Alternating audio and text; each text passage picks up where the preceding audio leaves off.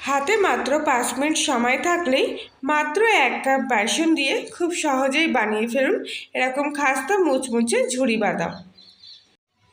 টিফিনে মুড়ির সাথে হোক কিংবা শুধু শুধু এই ঝুরি বাদাম কিন্তু খুবই মুখরোচক। আর তার জন্য প্রথমেই আমি এখানে নিয়ে নিচ্ছি 1 বাটি মতো বেসন। বেসনের পরিমাপটা খুব ভালোভাবে বোঝানোর জন্য এখানে আমি ছোট একটা পাত্রে প্রথমে বেসনটা নিয়ে নিচ্ছি। এখানে দেখুন মোটামুটি 1 বাটি মতো বেসন কিন্তু আমি নিয়ে নিয়েছি। এবারে বড় একটা পাত্রে ছোট বাটির বেসনটা ঢেলে নিচ্ছি। এর মধ্যে দিয়ে দেব অল্প সামান্য লবণ, আর দিয়ে দিচ্ছি খুবই সামান্য একটু হলুদ গুঁড়ো, আর দিয়ে দেব অল্প পরিমাণ মতো লঙ্কার গুঁড়ো,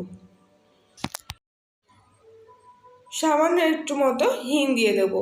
তাহলে ভাজার পর খুব সুন্দর একটা গন্ধ বেরোবে, একেবারে দোকানের ঝুরি বাদামের মতো। আর এখানে দিয়ে দিচ্ছি সামান্য একটুখানি সাদা তেল। এবারে সামান্য অল্প জল দিয়ে আমি এখানে ব্যাটারটা মেখে নেব।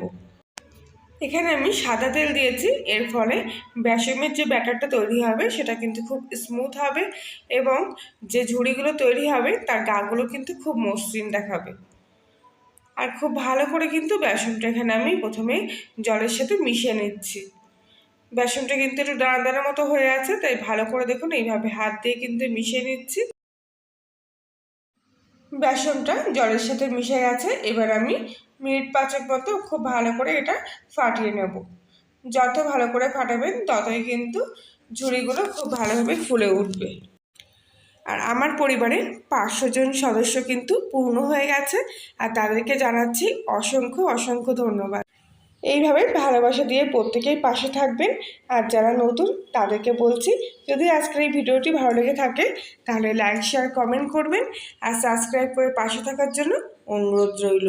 পাশে বেল আইকনটি প্রেস করে দেবেন নতুন করে ভিডিওর আপডেট পাওয়ার জন্য। আর কথা বলতে বলতে দেখুন এখানে কিন্তু ব্যাটারটা আমার ফাটানো হয়ে গেছে। এখানে বেসনের ঘনত্বখানা দেখে তো বুঝতেই পারছেন যে আমি কীরকম রেখেছি। এটা খুব একটা একেবারে পাতলাও না, আবার একেবারে ঘনও না। এবারে এখানে আমি একটা ছোট বোতল নিয়ে নিয়েছি।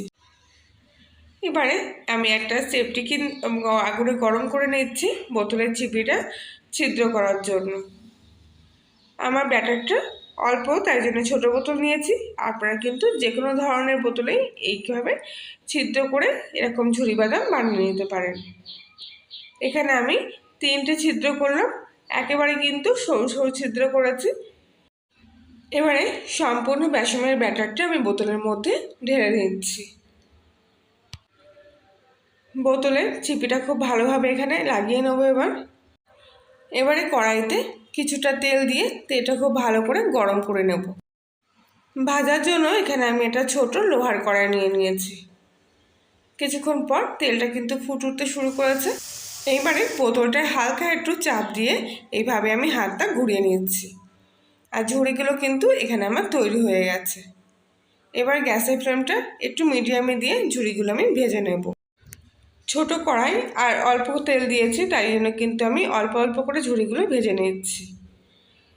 আর ওইগুলো ভাজতে কিন্তু একদমই খুব কম সময় লাগে। দেখুন খুব তাড়াতাড়ি কিন্তু লাল হয়ে যাচ্ছে। এবার আমি ভালো করে নাড়িয়ে চাড়িয়ে ঝুড়িগুলো তেল থেকে তুলে নেব। বাকিগুলো আমি ঠিক একইভাবে ভেজে নেব। হালকাভাবে বোতলটা একটুখানি চাপ দেবেন, আর দেখবেন এইভাবে কিন্তু লম্বা লম্বা কাঠি কাঠি মতো বেরিয়ে আসবে। একসাথে বেশি ভাজলে পরে একটা গায়ে কিন্তু একটা লেগে যাবে, আর তখন কিন্তু একদমই ঝুড়িগুলো তৈরি হবে না। কত সুন্দর লাল হয়ে এসেছে দেখুন। এবার আমি এক এক করে ঝুড়িগুলো তুলে নিচ্ছি। এবারে কিছুটা বাদাম আমি এখানে ভেজে নেব, যেহেতু ঝুড়ির সঙ্গে কিন্তু বাদাম ভাজাটা খেতে খুব ভালো লাগে। একটা ঝাঁঝরির মধ্যে আমি বাদামটা ভেজে নিচ্ছি, এতে তুলতে খুব সুবিধা হয়। আর সঙ্গে একটা কারি পাতাও এখানে আমি ভেজে নেব। কারি পাতা আর বাদাম ভাজা কিন্তু ঝুড়ি ভাজার স্বাদটাকে আরও দ্বিগুণ করে তোলে। আর কারি পাতাগুলো কিন্তু খুব একটা বেশি ভাজবো না, এরকম সবুজ সবুজ রাখলেই কিন্তু দেখতে ভালো লাগবে। আর বাদামগুলো এখানে আমার ভাজা হয়ে গেছে। এবার আমি তেল থেকে ছেঁকে তুলে নিচ্ছি। সব ঝুড়ি বাদামগুলো এক এক করে ভেজে নিয়েছি। আর এবার বাদাম ভাজা আর কারি পাতা ভাজাটাও এর মধ্যে দিয়ে দিলাম। আর দেখতে দেখুন ঝুড়িগুলো কত সুন্দর হয়েছে, একেবারে কিন্তু দোকানের মতো। এবার সব কিছু আমি একসঙ্গে খুব ভালো করে মিশিয়ে নিচ্ছি। আর ঝুড়িগুলো কতটা খাস্তা হয়েছে সেটা তো আওয়াজ শুনলেই বুঝতে পারছেন। এই ঝুরি বাদাম ভাজা কিন্তু আপনারা একদিন ভেজে রাখবেন এইভাবে, আর সারা সপ্তাহ ধরে কিন্তু সংরক্ষণ করে খেতে পারবেন। যখনই মন চাইবে তখনই খাবেন। আর এত সুন্দর টেস্ট আর এত খাস্তা ঝুরি বাদাম যদি আপনারা বাড়িতেই বানিয়ে ফেলতে পারেন তাহলে কিন্তু দোকান থেকে আর কেনার প্রয়োজন হবে না। দেখুন কাঠিগুলো কিন্তু প্রত্যেকটাই খুব খাস্তা হয়েছে, একটু চাপ দিলেই কিন্তু ভেঙে যাচ্ছে। তাহলে আজকের মতো এখানে, আবার দেখা হচ্ছে অন্য একদিন নতুন কোনো রেসিপির সাথে। আর ততক্ষণ সবাই ভালো থাকবে।